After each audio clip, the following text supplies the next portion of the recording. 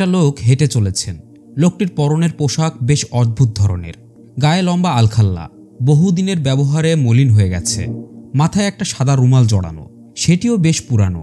গলার দুই পাশ দিয়ে নেমে এসেছে একটি উত্তরীয়, সেটার রং খানিকটা তামাটে। লোকটি বয়স্ক, চেহারায় রাজ্যের বলিরেখার ছাপ, তবে বিশেষভাবে লক্ষণীয় তার দুটো চোখ। অস্বাভাবিক রকমের চকচক করছে চোখ জোড়া।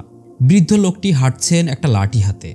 যদিও তাকে দেখে বোঝা যাচ্ছে তিনি লাঠি ছাড়া হাঁটতে পারেন, তবুও তিনি লাঠিটা ডান হাতে ধরে হেঁটে যাচ্ছেন মক্কার পথ ধরে। লোকটি সম্ভবত ইহুদি। হাঁটার সময় এদিক সেদিক খুব একটা তাকাচ্ছেন না। তার বেশভূষা আর চালচলন দেখে বোঝা যাচ্ছে তিনি কোনো ব্যবসায়ী নন।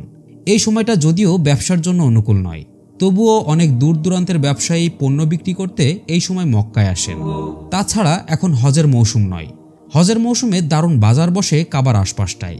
পুরো মক্কা তখন সরব হয়ে ওঠে তীর্থযাত্রী আর ব্যবসায়ীদের আনাগোনায়। মক্কায় এখন ছোটখাটো একটা আর্চনার সময়। এই আর্চনা শুধু নারীদের জন্য। বিশেষ এই সময়টায় নারীরা তাওয়াফ করে কাবাঘর।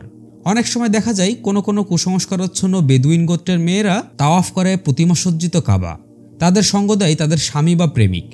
তবে আজকের দ্বীপ্রহরে তেমন কোনো বেদুইন মেয়েদের আনাগোনা নেই কাবা চত্বরে। মক্কার একদল নারী তাওয়াফ করছে কাবাঘর।